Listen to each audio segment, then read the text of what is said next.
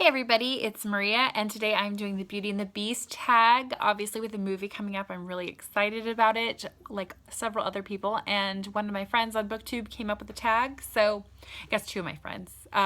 Once I saw the tag was when I was introduced to the second friend. Anyway, it's Krista from Booksandjam and Lisa from Brand New Booksmell. Check out their video below. I will link it in the comments, not in the comments, in the description. You know what I mean. If you're not familiar with Beauty and the Beast, you've been living under a rock for a very, very long time, but it is my all-time favorite Disney movie. I'm not a huge fan of a lot of the princesses just because I don't think they really earn a lot of the merit.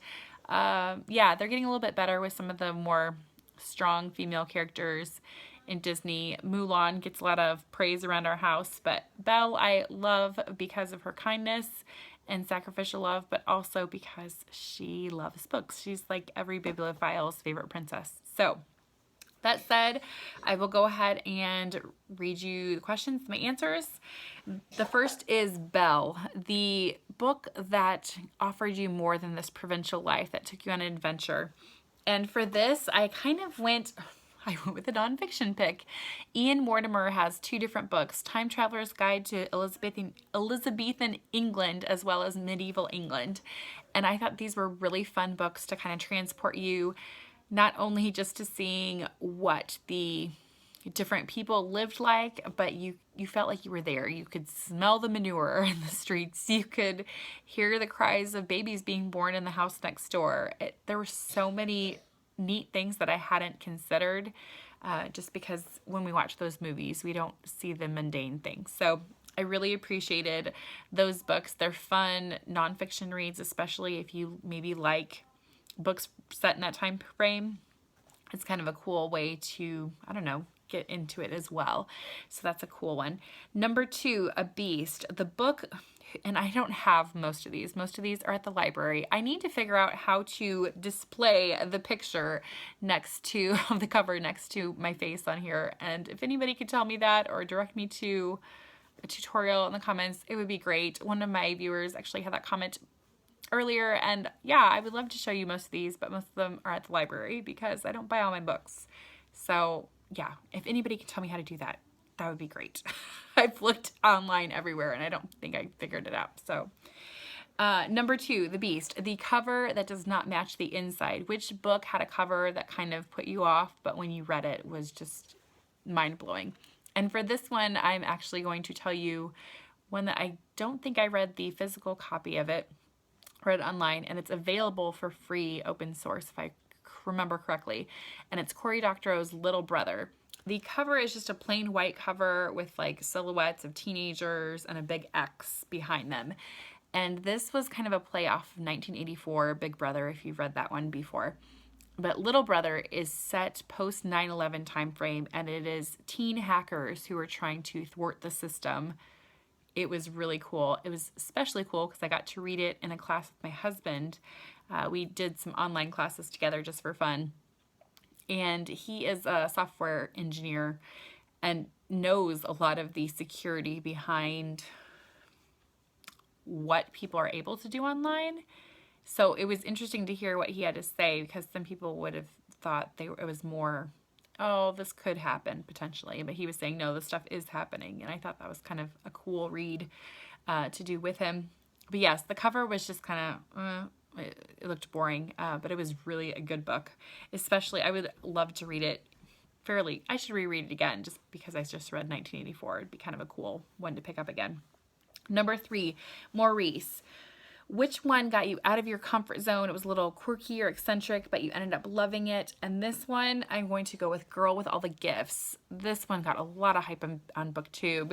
If you've seen it, it's a zombie-ish book. And I'm not a huge zombie person, despite my eldest son loving them. Zombies are not my favorite. And this book made me feel for what they were going through. It also asked some really interesting questions about who's human and who's not, and what has a right to survive, what doesn't. It was just a really cool book. And yeah, I'm really glad I picked it up despite my hesitation.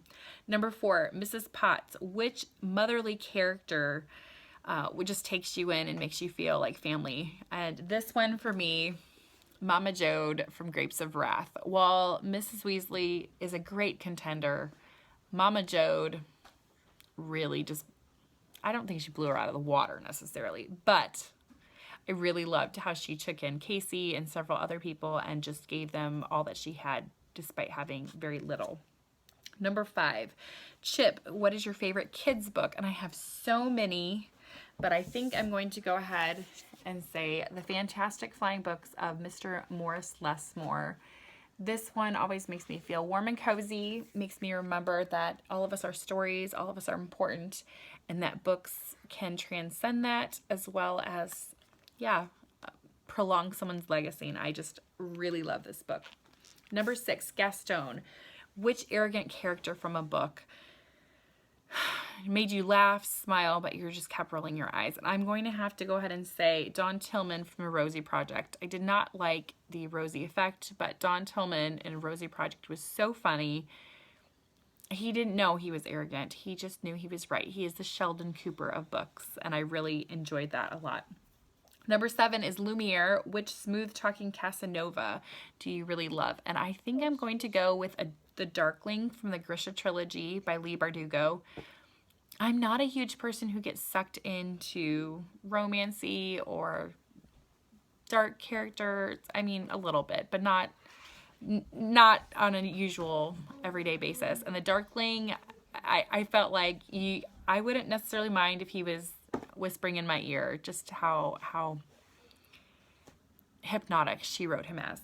Number 8 is Cogsworth, who is a bossy, no-nonsense leader. And I'm actually going to go with another nonfiction one on this one because I just got stumped, and I didn't want to say Hermione because, again, Krista did, and it's pretty easy to say. But I'm going to go ahead and say Julia Child in My Life in France.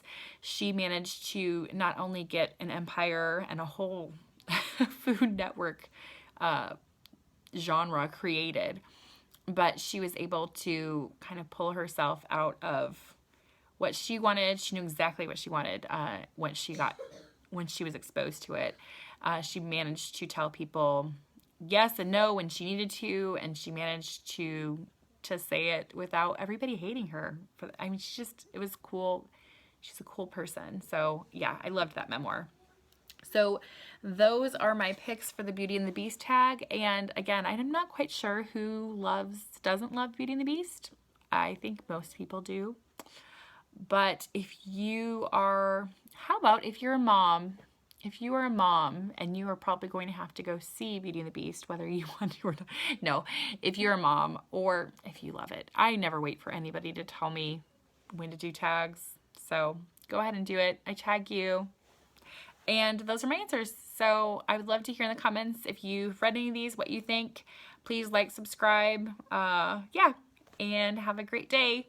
Talk to you later. Bye.